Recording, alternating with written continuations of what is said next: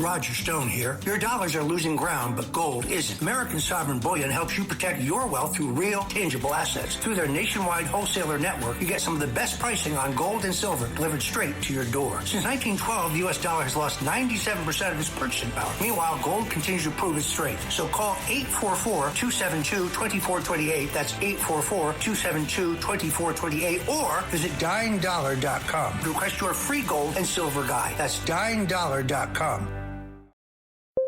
When you need to build up your team to handle the growing chaos at work, use Indeed Sponsored Jobs. It gives your job post the boost it needs to be seen and helps reach people with the right skills, certifications, and more. Spend less time searching and more time actually interviewing candidates who check all your boxes. Listeners of this show will get a $75 sponsored job credit at Indeed.com/podcast. That's Indeed.com/podcast. Terms and conditions apply. Need a hiring hero? This is a job for Indeed Sponsored Jobs. I don't want to talk about it. I told y'all Trump would mess everything up. It's his fault. It's his fault. Yeah, Jalen Brunson didn't pass the ball. He shot twice as much as everybody else. OG Anunoby had 28 points and 13 shots. Jalen Brunson had 32 points and 25 shots. It was like he was trying to win MVP. It's not how they played the first two games. But it's all about Trump. Trump ruined this. President Donald Trump showed up here and disrupted the vibe, disrupted the momentum, disrupted everything. And the New York Knicks faltered because of it. It's all his fault. That's all I have to say. Trump in the building tonight. If we lose, Trump's fault. He made that claim on this show. Now, in all fairness, he had done it on Instagram before, but he did make that on-air claim with us on Monday. And then the Knicks did lose. And now he blames Trump. So Trump was very nice about Stephen A. on the tarmac at Kennedy after the game. He said, look, he's not too bright, but he's a nice guy. Now, today on Truth Social, President Trump opened up a can of whoop-ass on Smith. He repeated the low IQ, but he said he's dumb as a box of rocks and would make Joe Biden's debate performance against me look good. I got to say, Lewis, that may be the worst thing you can say about anybody, because that was about the most embarrassing moment in TV history. Oh, forget it. Right? With Biden, that's a bad analogy. So Stephen A., he's all happy that Trump is even talking about it. That's all he cares about. So we bring on all these sports guys on this show, because I still love sports. We cover sports on this show, as well as Boomer and Gio, but we don't bore you to death with all the minutia. Right? So Carton's on the show once a week. Beningo's on the show once a week. Mad Dog's here, Russo, about every couple of weeks. Steve Summers every couple of weeks. But I want to give this kid a shot, because that young generation of Chris Carlin, Mark Malusis, Sal Licata, they're all talented kids, but I really like Sal a lot. And he had a shot at the midday. He did a good job. Him and Brandon Tierney, they did a good job. Craig came back, and, it's a tough business, but Sal is still doing great. Has his own podcast, and he's on SNY, and I like him. So here he is making his debut on Sid Friends in the morning, our old buddy, Sal Licata. Sal, good morning, pal. How are you? What an honor. I appreciate the opportunity. Been way too long, Sid. How's it going? Congrats on all the success. I mean, my God, President Trump, Stephen A. Smith, this is unbelievable. It is surreal. I'm being serious, Sal. It's even crazy for me, and it's been great. We're having a great time here. 10 years already at ABC, but you're doing well, too. I do play your clips every now and then from your podcast. I'm happy for you. And you're doing the TV stuff still, and, you're young and handsome, and you still wear those Michael Vick jerseys, or you're done with that? Is that over? No. Come on. See, that's 20-something years ago. After the dog fighting, I moved on from Michael Vick. No, you didn't. No, you did not. You still wore it. Well, did I? I don't remember that. I don't remember. No. I mean, you got to understand, you're walking in with a Michael Vick jersey, Eddie Scazzeri's walking in with a Dan Marino jersey, Dave Bunzell's wearing some unknown soccer player jersey. This was a place of business. Well, yeah, right. What I will say is those are my fondest memories of being in the business 20-something years ago, hanging out with you guys. You were on the air, we were behind the scenes, but just the camaraderie that we shared. I missed that terribly, and I loved it so much. And really, for me, as somebody, you were my favorite on-air personality. You and Dog, growing up listening to you two, so becoming friendly with you over the years. It's been great. So I miss you, Sid. No, I miss you too. And by the way, Sal's not just saying that. He told me that many, many times over the years. He looked up to me and he loved Dog. And it is different, the old place in Astoria, Queens, and Hymus would complain about the mold, and it was, it was in terrible, terrible shape. But we were a family, and I've done a lot of shows, from Hudson Street. The new WFAN. It's just not the same. It feels like you're in an office building, and I'm still, I'm best friends with Craig Carton. I love Chris Olivero. I love him. The Gelbs and those guys are still my buddies, but the whole atmosphere changed when you went from that dungeon basement in Astoria to an office building in Manhattan, right? Yeah, 100%.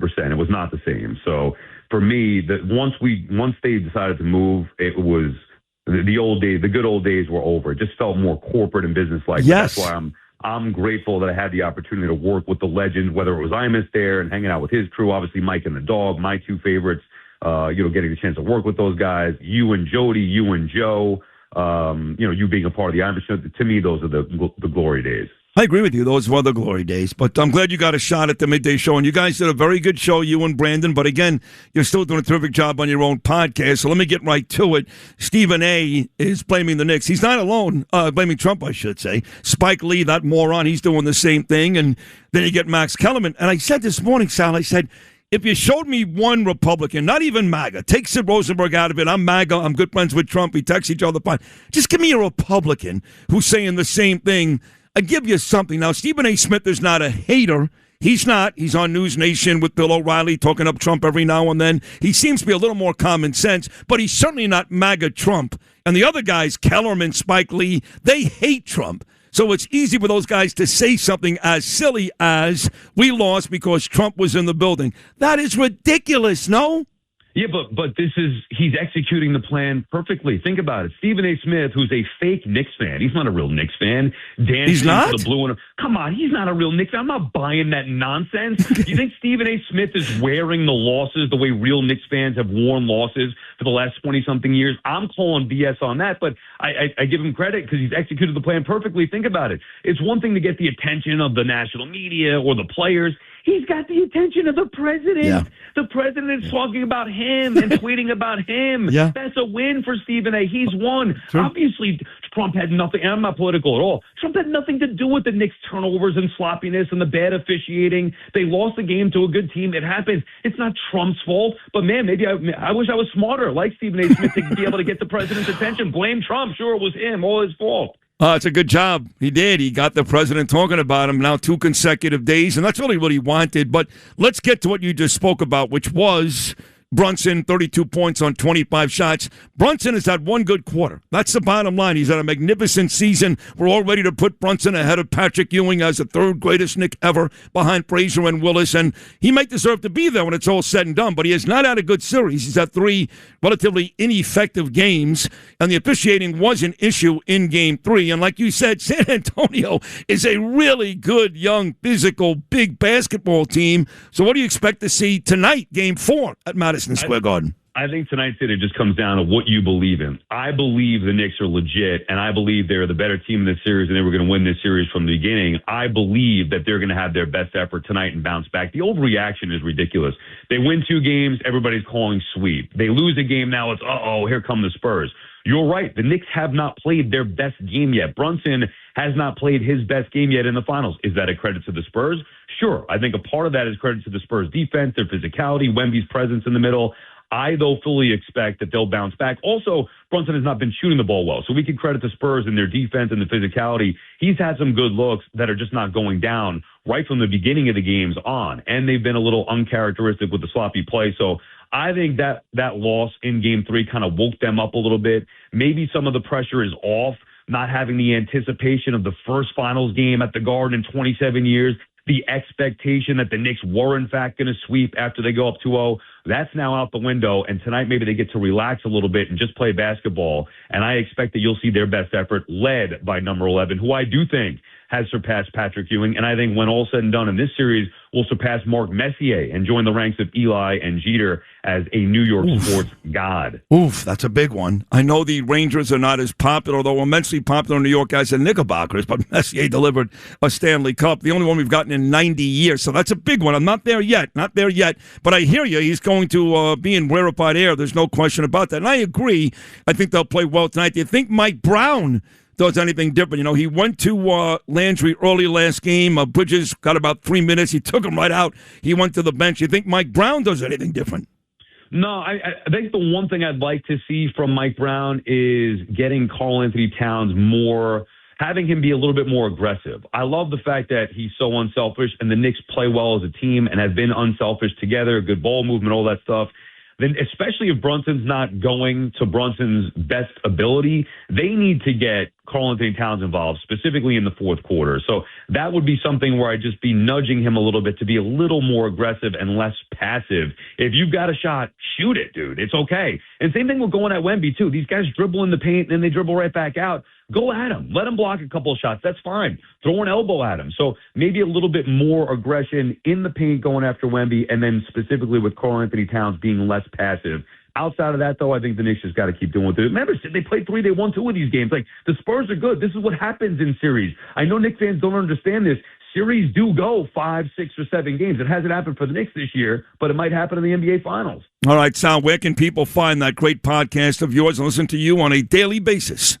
The Sal Licata Show, YouTube, Apple, Spotify, wherever you get your podcasts. And it is every day, right, Sal? Yeah, Monday through Friday, and then I'll be live tonight after the game. Obviously, after the finals, I got to be going live. So certain bonus episodes, but yes, Monday through Friday we do live shows. And you're still doing SNY stuff too, right? That is correct. Monday through Friday, baseball night in New York, 6 p.m. on SNY. Yes. Oh, God bless you. I'm proud of you. You're a great kid. You're great on the air, and you know you're one of those. You're rare. A lot of young kids today they taste a little success and they don't give the credit to some of the guys that got there before them. You're always too willing to do that. That's why I love you.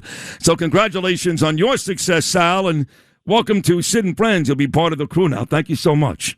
You're the man. I miss you, truly, Sid. I miss you, and it's been an honor to be considered a friend of yours, somebody I grew up listening to and idolizing, your style on the radio, your personality. So to call you my friend is an honor, and I appreciate you having me. And congrats on your success. Hanging out with the president? I mean, come on, that's a big deal, so congrats. I love you, Sal. Thank you. You really are great. Thank you. That's what a nice kid, huh? Sal Licata. He's talented, too. Very, very talented, but a great kid, Sal. too. He's good. Thanks for listening to Sid and Friends in the Morning. You can hear Sid and Friends in the Morning weekday mornings at 6. If you like the podcast, share it with your friends and listen anytime at WABCRadio.com and download the WABC Radio app. Hit that subscribe button on all major podcast platforms. Plus, follow WABC on social on Instagram, TikTok, Facebook, and X. See you next time for a new episode so you never have to wonder. What the heck is going on here?